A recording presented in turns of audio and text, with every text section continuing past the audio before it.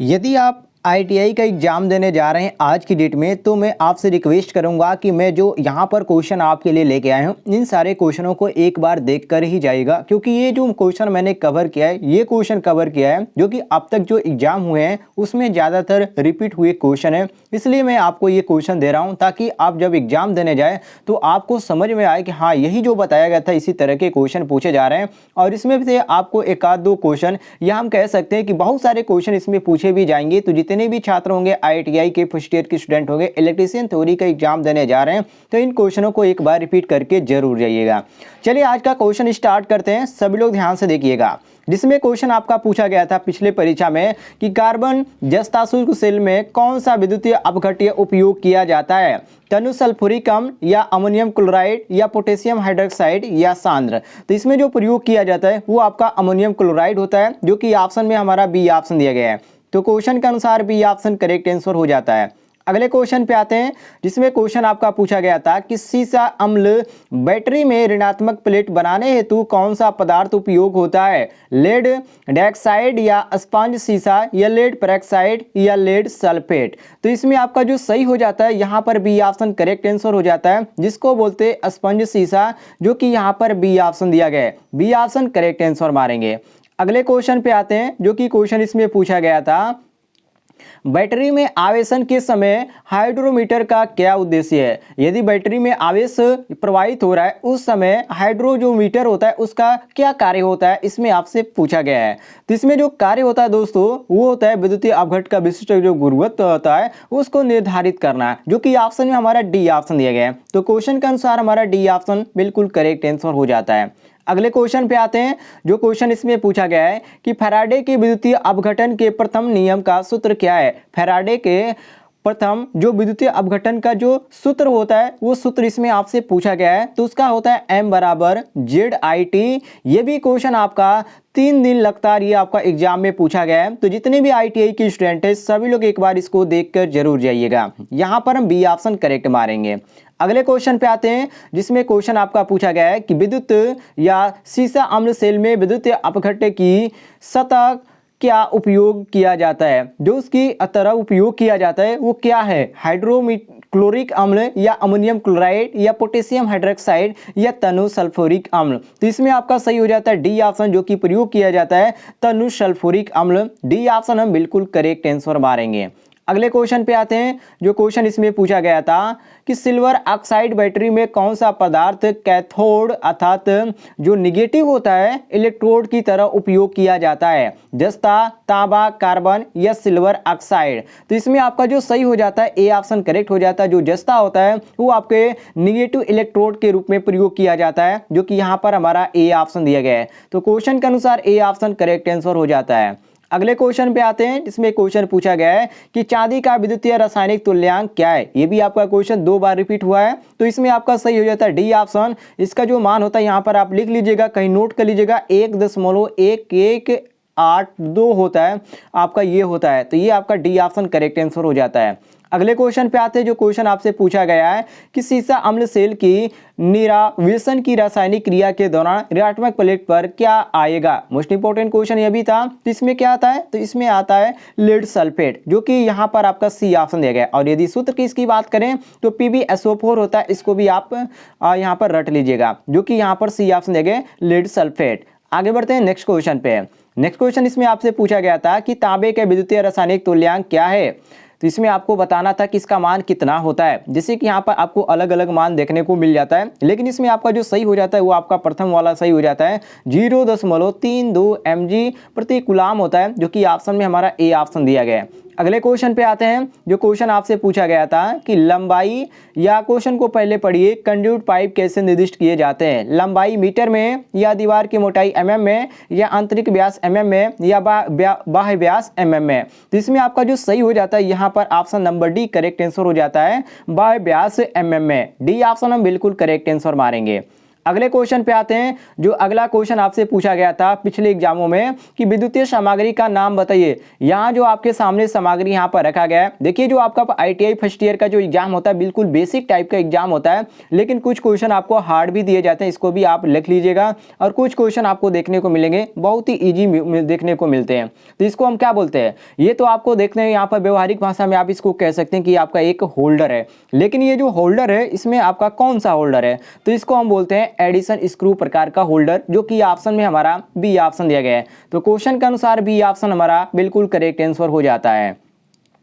अगले क्वेश्चन पे आते हैं जिसमें क्वेश्चन पूछा गया था कि वायरिंग परिपथ में प्रयुक्त प्रतीक का नाम बताइए। ये जो आपके सामने यहाँ पर जो आपका एक चित्र दिया गया है, ये किस चीज का चित्र है, लिंक का, फ्यूज का, या पुल स्विच का, या प्लग का। तो ये जो आपके सामने चित्र है ये आपका है प्लग और सॉकेट का, जो कि ऑप्शन में आपका डी ऑप्शन दिया गया है। इसको आप नोट कर लीजिएगा, ये किसका चित्र है, प्लग और सॉकेट का। ठीक है, तो यहाँ पर आपका सही हो जाता है डी ऑप्शन, बिल्कुल करेक्ट आंसर, डी ऑप्शन हम करेक्ट मारेंगे।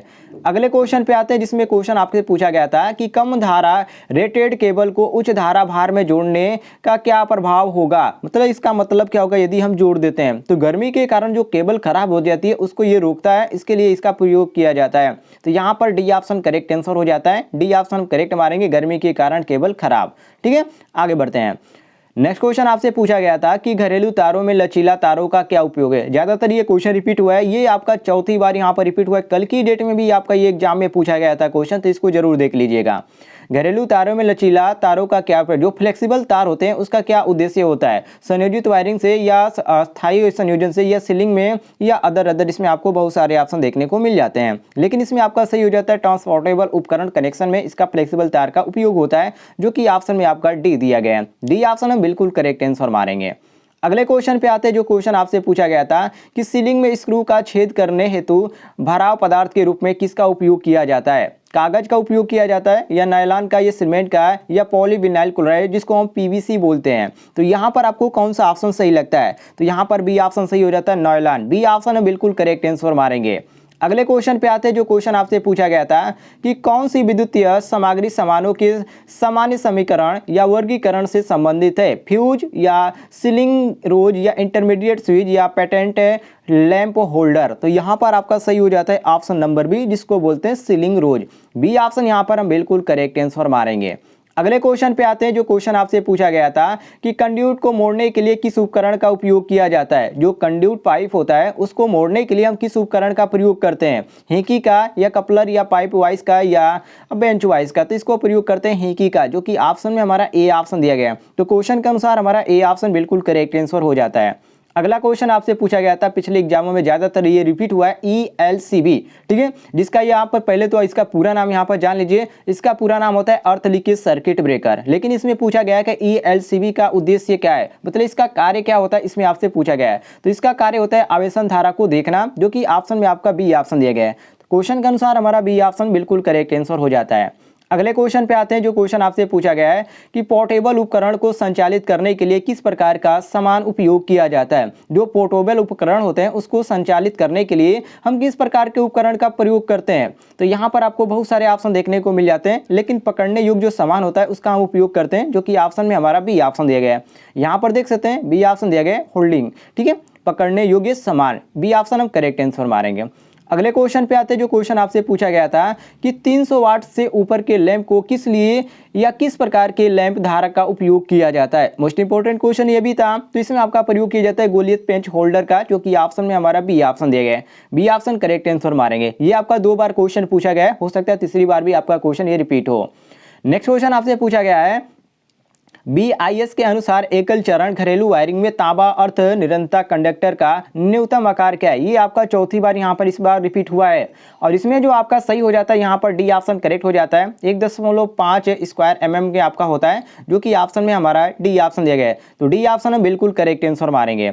अगले क्वेश्चन में आते हैं। जो क्वेश्चन आपसे पूछा गया है कि अर्थ प्रतिरोध परीक्षक में धारा उत्क्रम का क्या कार्य है। मोस्ट इंपोर्टेंट क्वेश्चन ये भी है। तो ये क्या करता है, इसका कार्य क्या होता है, इसमें आपसे पूछा गया है। तो इसका जो कार्य होता है दोस्तों, वो होता है कि आपूर्ति को AC आपूर्ति में बदलना, मतलब कि DC को क्या करना, AC में DC आपूर्ति को AC आपूर्ति में बदलना, चेंज करना, इसका कार्य होता है। और ऑप्शन में हमारे यहाँ पर दिया गया C कि change DC apply into AC supply. तो DC ऑप्शन हम करेक्ट आंसर मारेंगे।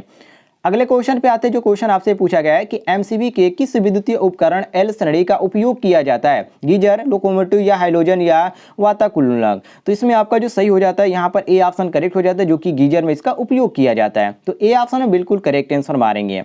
अगले क्वेश्चन पे आते हैं। जो अगला क्वेश्चन आपसे पूछा गया था कि दीप्त्याम तीव्रता की एसआई इकाई क्या है। इसकी एसआई इकाई पूछा गया है। सभी को मालूम है इसकी एसआई इकाई जो होती है कैंडला होती है, जो कि ऑप्शन में आपका सी ऑप्शन दिया गया है। तो क्वेश्चन के अनुसार सी ऑप्शन करेक्ट आंसर हो जाता है। नेक्स्ट क्वेश्चन पे आते हैं, जिसमें क्वेश्चन आपसे पूछा गया था कि फ्लोरोसेंट ट्यूब लैंप में टंगस्टन इलेक्ट्रोड को किस पदार्थ से लेपित किया जाता है, सिल्वर ऑक्साइड या फॉस्फर पाउडर या फ्लोरोसेंट पाउडर। तो इसमें आपका जो सही हो जाता है डी करेक्ट आंसर हो जाता है, जिसको हम बोलते हैं फ्लोरोसेंट पाउडर, जो कि यहाँ पर आपका जो दिया गया यहाँ पर बेरियम तथा जो स्ट्रिशियम ऑक्साइड होता है ये आपका करेक्ट आंसर हो जाता है, जिसकी यहाँ पर डी ऑप्शन देगा। ठीक है, ये आपका सी नहीं होगा, यहाँ पर डी ऑप्शन होगा। सभी लोग ध्यान से देख लीजिएगा, नहीं तो बाद में गलती हो जाएगी। अगले क्वेश्चन पे आते हैं। जो क्वेश्चन आपसे पूछा गया था कि एमबी प्रकार के उच्च दाब पर वाष्प लैंप की स्थिति में संचालित किए जाते हैं, ऊर्ध्वाधर या झुका हुआ या क्षैतिज या कोई स्थिति नहीं। तो यहाँ पर आपका सही हो जाता है डी ऑप्शन, जो कि इसमें से कोई भी स्थिति में ये झुका हुआ रह सकता है, चाहे ऊर्ध्वाधर हो या झुका हुआ हो या क्षैतिज हो। ये भी क्वेश्चन आपका 3 बार रिपीट हुआ है, तो यहाँ पर हम डी ऑप्शन बिल्कुल करेक्ट आंसर मारेंगे। चलिए आगे बढ़ते हैं नेक्स्ट क्वेश्चन पे। क्वेश्चन यहाँ पर है, जिसमें पूछा गया है कि समतल सतह में प्रकाश के प्रवाह को कौन सा शब्द संदर्भित करता है, लुमेन या इल्यूमिनेशन या चमकदार प्रवाह या चमकदार तीव्रता। तो इसमें आपका जो सही हो जाता है बी ऑप्शन करेक्ट हो जाता है, जिसको बोलते हैं इल्यूमिनेशन। बी ऑप्शन हम बिल्कुल करेक्ट आंसर मारेंगे। अगले क्वेश्चन पे आते हैं। जो क्वेश्चन आपसे पूछा गया है, बार बार रिपीट होता है ये क्वेश्चन कि चमकदार लचीला के या दक्षता की इकाई क्या है। जो आपकी इफिशियंसी होती है उसकी दक्षता क्या होता है, तो इसकी जो इफिशियंसी होती है उसका ल्यूमेन प्रति वाट होता है, जो कि ऑप्शन में हमारा डी ऑप्शन दिया गया है। तो क्वेश्चन के अनुसार डी ऑप्शन बिल्कुल करेक्ट आंसर हो जाता है। दोस्तों ये थे यहाँ पर आज के यहाँ पर कुछ क्वेश्चन मैंने आपको बताया, जो कि पिछले जो एग्जाम हुए उसमें बार बार रिपीट हुए हैं। यदि आप शाम को इसका आंसर पाना चाहते हैं, या जो आपका आज एग्जाम होगा उसका आंसर पाना चाहते हैं, तो व्हाट्सएप ग्रुप का लिंक लीजिए और जो भी क्वेश्चन आता है आप बताइएगा, उसके अनुसार मैं आपको बता दूंगा कि इस तरह के क्वेश्चन पूछे जाते हैं। फिलहाल दोस्तों मिलते हैं नेक्स्ट वीडियो में।